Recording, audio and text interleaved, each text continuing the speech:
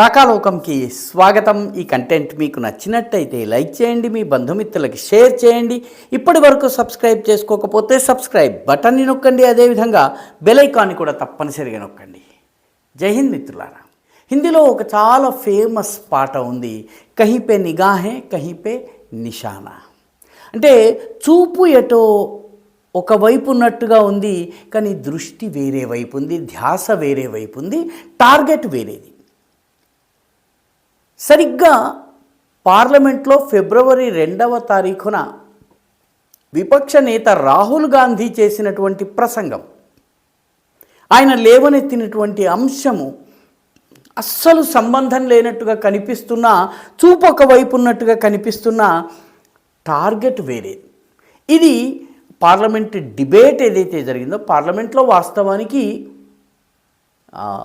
రాష్ట్రపతి ప్రసంగానికి ధన్యవాదాలు తెలిపేటటువంటి తీర్మానం ఉంది. ఆ తీర్మానం పైన చర్చ జరుగుతోంది. ఈ తీర్మానం పైన మాట్లాడుతున్నటువంటి సందర్భంలో విపక్ష నేత రాహుల్ గాంధీ హఠాత్తుగా లేచి మాజీ ఆర్మీ చీఫ్ అయినటువంటి ఎంఎం నరావణే రాస్తున్నటువంటి ఆత్మకథ, తన జీవన కథకు సంబంధించినటువంటి ఆ పుస్తకం ఆయన రాస్తున్నారు. ఆ పుస్తకానికి సంబంధించి ఆ పుస్తకంలో ఉన్నట్టుగా భావిస్తున్నటువంటి కొన్ని అంశాలను లేవనెత్తి వివాదాన్ని రేకెత్తించే ప్రయత్నం చేశారు.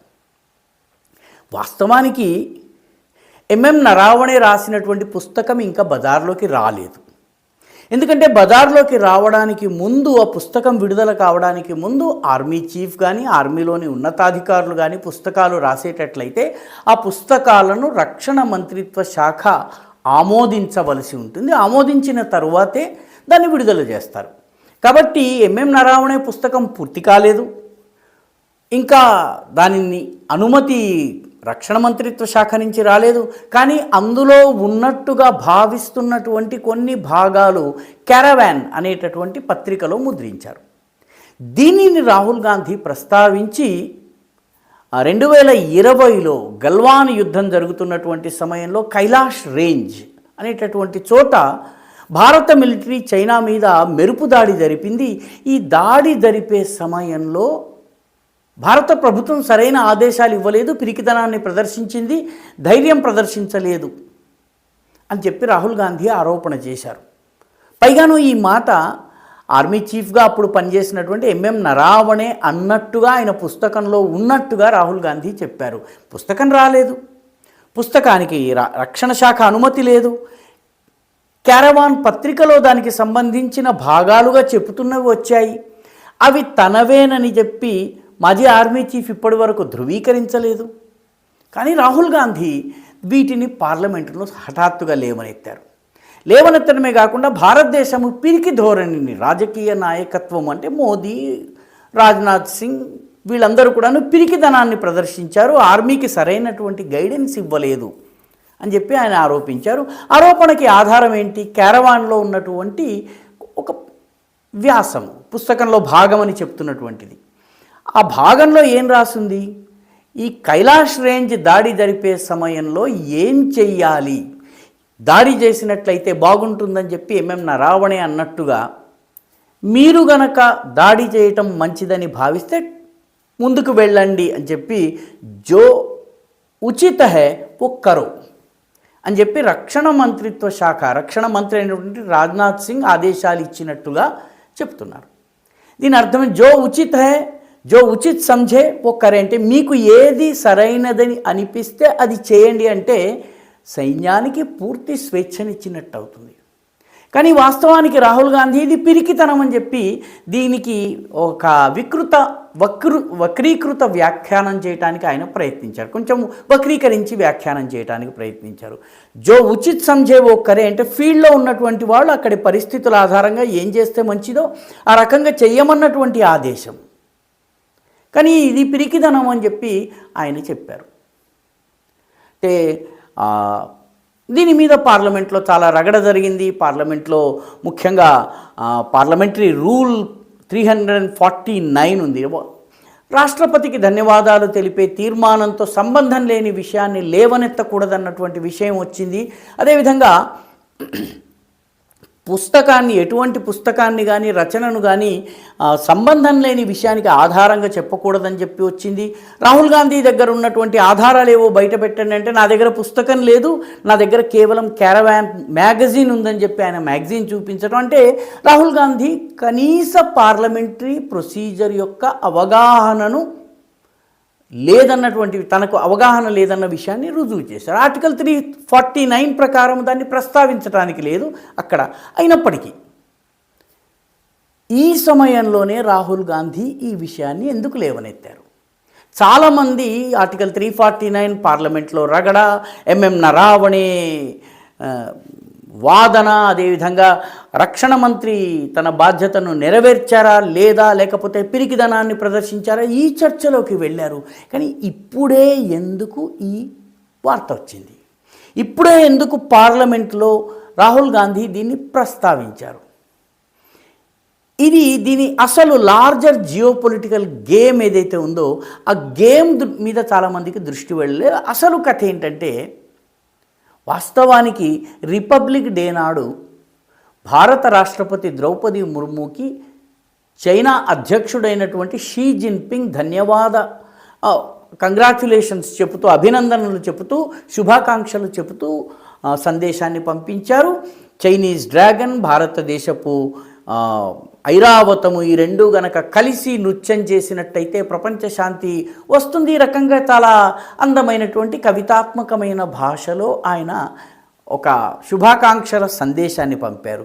ఈ శుభాకాంక్షల సందేశానికి ముందు చైనాతో రకరకాల దఫాలుగా మన చర్చలు జరుగుతున్నాయి. చైనాకి భారత్కి మధ్య ఉన్నటువంటి ఉద్రిక్తతలు కొద్దిగా తగ్గుతున్నాయి. చైనాని పూర్తిగా నమ్మాలని కాదు, చైనా నమ్మదగ్గ దేశం కూడా కాదు, కానీ చైనా కూడా ఉద్రిక్తతల్ని తగ్గించుకోవాలనుకుంటోంది. ఇందులో భాగంగా తన సైన్యాల్ని వెనక్కి తీసుకుంది, చర్చలు ప్రారంభించింది. నెమ్మదిగా భారత చైనాల సంబంధాలు నార్మలైజ్ అయ్యే దిశగా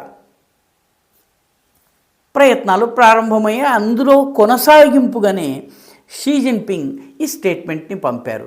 ఈ స్టేట్మెంట్ వచ్చినటువంటి మరుక్షణము ఇంకొక దేశానికి ఒక్కసారిగా కలవరం కలుగుతుంది. ఆ దేశం అమెరికా. ఎందుకు కలవరం? భారత చైనాలు గనక కలిసినట్టయితే, ఏషియాలోని రెండు పెద్ద దేశాలు గనక కలిసినట్లయితే అమెరికా యొక్క స్వార్థ భౌగోళిక ప్రయోజనాలు ఏవైతున్నాయి, జియోపొలిటికల్ ప్రయోజనాలు ఏవైతున్నాయి, వాటికి విఘాతం కలుగుతుంది. కాబట్టి ఈ రెండు దేశాలు చేరువైనట్టయితే అమెరికాకి అనుకూలం కాదు. అమెరికా, చైనా, భారత్ అనే ఈ ట్రయాంగిల్లో భారత్ చైనాలు దగ్గర కాకుండా కాపాడడం అమెరికా యొక్క ప్రయోజనం, అమెరికా లక్ష్యం అది. అందుకే అమెరికా అనేక రకాలుగా భారతదేశాన్ని క్వాడ్లో, ఆకస్లో, రకరకాల గ్రూపులలో, ఇండో పసిఫిక్ అని చెప్పి రకరకాల గ్రూపింగ్స్లో భారత్ని చైనాకి వ్యతిరేకంగా నిలబెట్టే ప్రయత్నం చేసింది. కానీ భారత్ మొదటి నుంచి కూడాను చైనా వ్యతిరేక ధోరణి, చైనాతో మా గొడవల్ని మేము తీర్చుకుంటాం కానీ మీకోసం మేము చైనాకి వ్యతిరేకంగా ఫైట్ చేయమని చాలా స్పష్టంగా చెప్పింది. అందుకనే సరిగ్గా ఈ సమయంలోనే హడావిడిగా పార్లమెంట్లో ఈ విషయాన్ని లేవనెత్తి చైనా పట్ల సహజంగా భారత ప్రజల్లో ఉన్నటువంటి వ్యతిరేకతను సొమ్ము చేసుకునేందుకు అమెరికా ప్రయత్నించిందా? ఈ ప్రయత్నం కోసము విపక్ష నేతను ఉపయోగించుకుందా? ఈ సందేహాలు వెల్లువెత్తుతున్నాయి. ఈ సందేహాలు రావడానికి కారణం ఏంటంటే, ఇటీవల ఈ పాశ్చాత్య దేశాల్లో తరచూ ప్రయాణాలు చేస్తున్నారు, పర్యటనలు చేస్తున్నారు. చేసి వచ్చిన తరువాత భారతదేశంలో ప్రజాస్వామ్యాన్ని కాపాడే బాధ్యత అమెరికా, పాశ్చాత్య దేశాలదని పదే అంటూ వస్తున్నారు. కాబట్టి ఈ నేపథ్యంలో చైనా, భారత్లు చేరువ కావడం అమెరికా ప్రయోజనాలకి భంగకరం కాబట్టి అమెరికాకి తాబేదారుగా ఈ అంశాన్ని పార్లమెంట్లో ఈ సమయంలో లేవనెత్తడం జరిగిందా? ఇది ఆలోచించవలసినటువంటి విషయం. ఎందుకంటే అందుకనే బహుశా చాలా హడావిడిగా నిన్న మొన్నటి వరకు ఇష్టారాజ్యంగా మాట్లాడినటువంటి అమెరికా ఒక్కసారిగా భారతదేశంతో వాణిజ్య ట్రేడ్ డీల్ని కుదుర్చుకోవడం వెనక ఉన్నటువంటి ఆతృత, దానికి కారణం ఇదేనా? ఇది కూడా ఆలోచించవలసినటువంటి విషయం. సరిగ్గా ఈ సమయంలోనే పార్లమెంట్లో ఈ విషయాన్ని లేవనెత్తటము, అదేవిధంగా ఈ సమయంలోనే అమెరికా తొందరగా త్వరగా ఈ డీల్ని సెట్ చేసుకోవడము, ఈ రెండిటికీ మధ్య సంబంధం ఉందా అంటే భారత్ అవసరం అటు చైనాకి ఉంది, ఇటు అమెరికాకి ఉంది. చైనా భారత్లు చేరువ కావడం అమెరికాకి ప్రయోజనకరం కాదు కాబట్టి ఇలా చేయటం జరిగిందా? ఇది ఆలోచించవలసినటువంటి అంశము. రాహుల్ గాంధీ నిజానికి భారత ప్రభుత్వము నరావణ యొక్క పుస్తకానికి అనుమతి ఇవ్వడం లేదు, సెన్సార్షిప్ అని చెప్పి రకరకాలుగా మాట్లాడారు. నిజానికి దానిలో ఎటువంటి పసా లేనటువంటి వాదన. ఎందుకంటే కాంగ్రెస్ ప్రభుత్వం అనేక విషయాలను, సైనిక అధికారులు రాసిన అనేక పుస్తకాలని నిషేధించింది. చాలామందికి తెలియని విషయం ఏంటంటే బ్రిగేడియర్ దాల్వి, ఆయన కామెంగ్ అరుణాచల్ ప్రదేశ్లోని కామెంగ్లో బ్రిగేడ్కి నాయకుడిగా ఉండేవాడు. 1962 యుద్ధంలో మొత్తం బ్రిగేడ్ యుద్ధబందీ అయింది. ఆయన ద హిమాలయన్ బ్లండర్ అనే పుస్తకం రాశారు. నెహ్రూ విధానాలని తూర్పారపడుతూ అప్పుడు ఉన్నటువంటి ఆర్మీ నాయకత్వం తప్పిదాలని ఎత్తి చూపుతూ ఆయన పుస్తకం రాస్తే దాన్ని కాంగ్రెస్ ప్రభుత్వము, నెహ్రూ గారి ప్రభుత్వం నిషేధించింది. అదేవిధంగా నెవిల్ మ్యాక్స్వెల్ భారత చైనా యుద్ధానికి సంబంధించి పుస్తకం రాస్తే దాన్ని భారతదేశంలో నిషేధించారు. చైనా సంబంధాల మీద బెర్ట్రాండ్ రసెల్, నోబెల్ బహుమతి గ్రహీత, చాలా అద్భుతమైన మేధావి, ఆయన రాసిన పుస్తకాన్ని భారత ప్రభుత్వము నెహ్రూ హయాంలో నిషేధించింది. అంతెందుకు 1962 వార్కి సంబంధించినటువంటి హెండర్సన్ బ్రూక్స్ రిపోర్ట్ని కాంగ్రెస్ ప్రభుత్వము బయటపెట్టలేదు. పూర్తిగా దానిని నిషేధం విధించి దానిని కేవలము ఫైళ్లకే పరిమితం చేసింది. ఇప్పటివరకు దాన్ని బయటకు రానివ్వలేదు. బయటకు వస్తే ఆర్మీ యొక్క మనోబలం దెబ్బతింటుందని చెప్పి సాకు చూపించి దాచారు. కాబట్టి రాహుల్ గాంధీ చేస్తున్నటువంటి వాదనలో పసలేదు. కానీ ఈ సమయంలోనే ఈ ఇష్యూని లేవనెత్తటం వెనక ఉన్నటువంటి గేమ్ని అర్థం చేసుకోవలసినటువంటి అవసరం ఉంది.